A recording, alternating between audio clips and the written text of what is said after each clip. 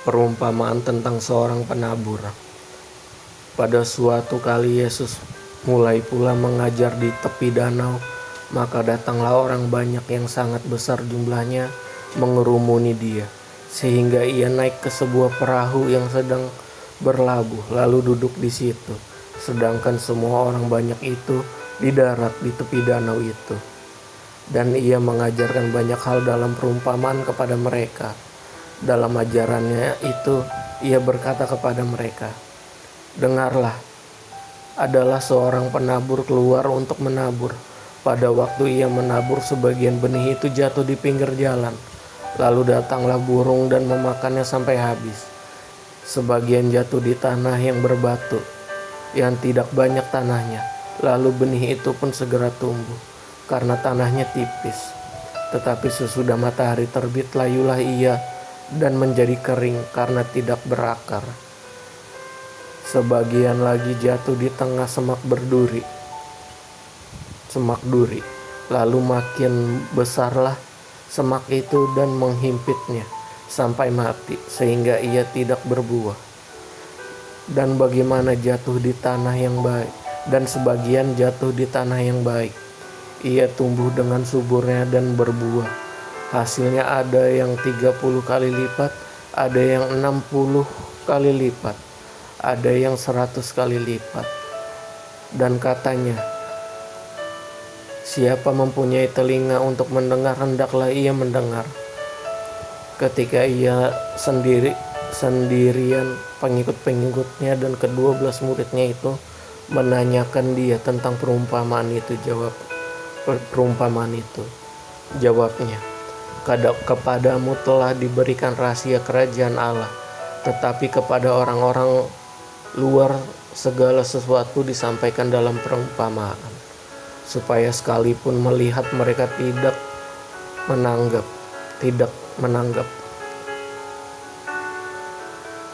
sekalipun mendengar mereka tidak mengerti, supaya mereka jangan berbalik dan mendapat ampun." Lalu ia berkata kepada mereka, "Tidakkah kamu mengerti perumpamaan ini? Kalau demikian, bagaimana kamu dapat memahami semua perumpamaan yang lain?" Penabur itu menaburkan firman. Orang-orang yang di pinggir jalan tempat firman itu ditaburkan ialah mereka yang mendengarkan firman.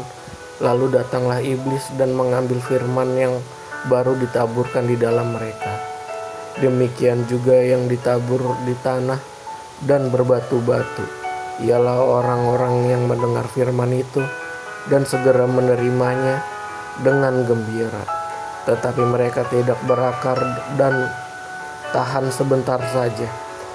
Apabila kemudian datang penindasan atau penganiayaan karena firman itu, mereka segera murtad. Dan yang lain ialah yang ditabur di tengah semak berduri. Itulah yang mendengar firman itu, lalu kekhawatiran dunia ini dan tipu daya kekayaan dan keinginan akan hal yang lain masuklah menghimpit firman itu sehingga tidak berbuah.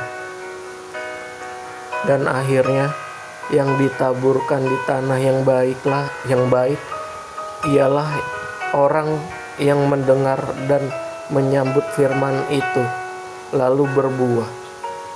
Ada yang 30 kali lipat, ada yang 60 kali lipat, dan ada yang 100 kali lipat. Perumpamaan tentang pelita dan tentang ukuran. Lalu Yesus berkata kepada mereka, "Orang membawa pelita bukan supaya ditempatkan di bawah gantang atau di bawah tempat tidur, melainkan supaya ditaruh di atas kaki dia. Sebab tidak ada sesuatu yang tersembunyi yang tidak akan dinyatakan, dan tidak ada sesuatu yang rahasia yang tidak akan tersingkap. Barang siapa mempunyai telinga untuk mendengar, hendaklah ia mendengar." Lalu ia berkata lagi, "Camkanlah apa yang kamu dengar. Ukuran yang kamu pakai untuk mengukur akan diukurkan kepadamu, dan di samping itu akan ditambah lagi kepadamu. Karena siapa yang mempunyai kepadanya akan diberi, tetapi siapa yang tidak mempunyai apapun juga yang ada padanya akan diambil daripadanya. Perumpamaan tentang benih yang tumbuh. Lalu kata Yesus, beginilah hal kerajaan Allah itu. Seumpama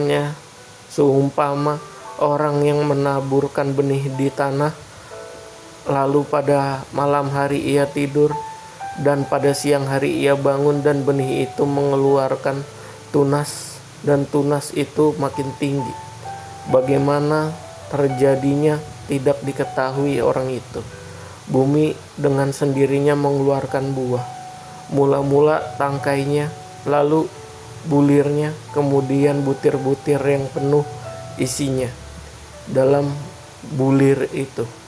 Apabila buah itu sudah cukup masak, orang itu segera menyabit sebab musim menuai sudah tiba. Perumpamaan tentang biji sesawi.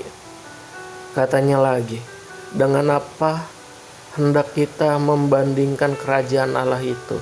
Atau dengan perumpamaan manakah hendaknya kita menggambarkan? Hal kerajaan itu seumpama biji sesawi yang ditaburkan di tanah. Memang biji itu yang paling kecil daripada segala jenis benih yang ada di bumi. Tetapi apabila ia ditaburkan, ia tumbuh dan menjadi lebih besar daripada segala sayuran yang lain, dan mengeluarkan cabang-cabang yang besar, sehingga burung-burung di udara dapat bersarang dalam naungannya.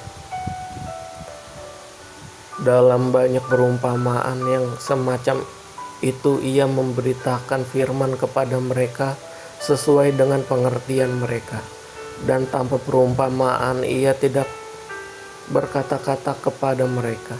Tetapi mereka murid-muridnya ia menguraikan segala sesuatu secara tersendiri. Angin ribut diredakan. Pada hari itu, waktu hari sudah petang, Yesus berkata kepada mereka, marilah kita bertolak ke seberang. Mereka meninggalkan orang banyak itu lalu bertolak dan membawa Yesus berserta dengan mereka dalam perahu di mana Yesus telah duduk, dan perahu-perahu lain juga menyertai dia. Lalu mengamuklah taufan yang sangat dahsyat, dan ombak menyembur masuk ke dalam perahu, sehingga perahu itu mulai penuh dengan air. Pada waktu itu Yesus sedang tidur di buritan di sebuah tilam. Maka murid-muridnya membangunkan dia dan berkata kepadanya, Guru, engkau tidak peduli kalau kita binasa. Ia pun bangun menghardik angin itu dan berkata kepada danau itu, diam, tenanglah. Lalu angin itu reda dan danau itu menjadi teduh sekali. Lalu ia berkata kepada mereka, mengapa kamu begitu takut? Mengapa kamu tidak percaya? Mereka menjadi sangat takut dan berkata seorang kepada yang lain, siapa gerangan orang ini sehingga angin dan danau pun taat kepadanya?